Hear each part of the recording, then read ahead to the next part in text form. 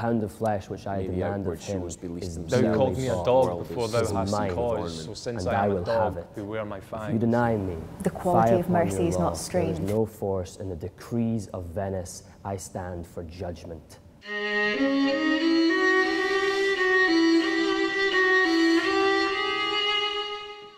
He hates our sacred nation, and he rails even there where merchants mostly congregate on me, my bargains, and my well-won thrift, which he calls interest. Cursed be my tribe if I forgive him. Shylock! It's really two stories that kind of crash together around about 3/4 of the way through the play. What's interesting about it is that it's two stories in the one. It's Portia's story and it's also Shylock's story. And somehow they're conjoined together in the last scene.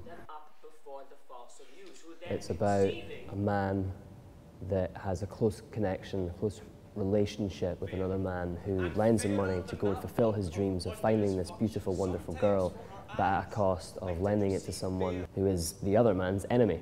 I think the opening sequence that they do will completely shock everyone watching it because it is amazing.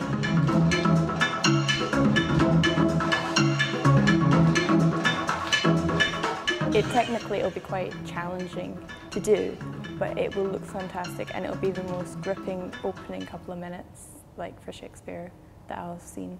Like all Shakespeare comedies, there's really funny stuff, right cheek by jowl with really serious stuff, often one line after another, you know. It has a lot of different themes and issues and different characters and character relationships in it, but there's a few main ones that kind of support the story all the way through, and it's revenge, love, and greed.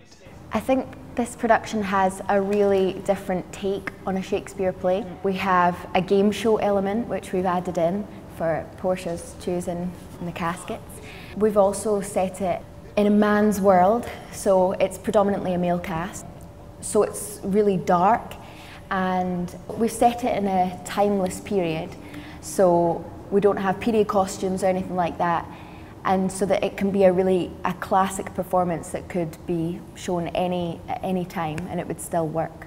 Well, we're setting it in the world of business, so I think seeing a play like that in that sort of setting might be able to make the audience see some parallels between what the world of business is like and how money, sex, religion, all that has such a big influence on the proceedings of things. I think it really showed me how relevant it is today. It's a cutthroat world, that.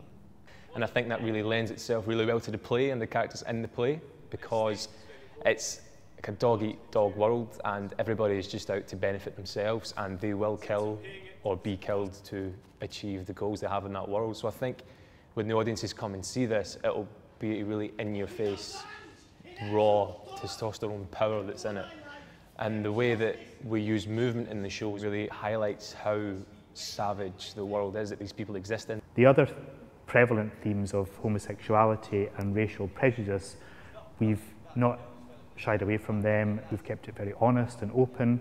It's a challenge to make the audience care for these people because most of them are not very nice.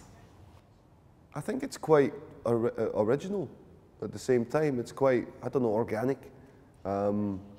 It's got different aspects to it with every single actor. I mean, we're all, you know, putting the best we can to it, and it's all an ensemble piece. I'll have my bond!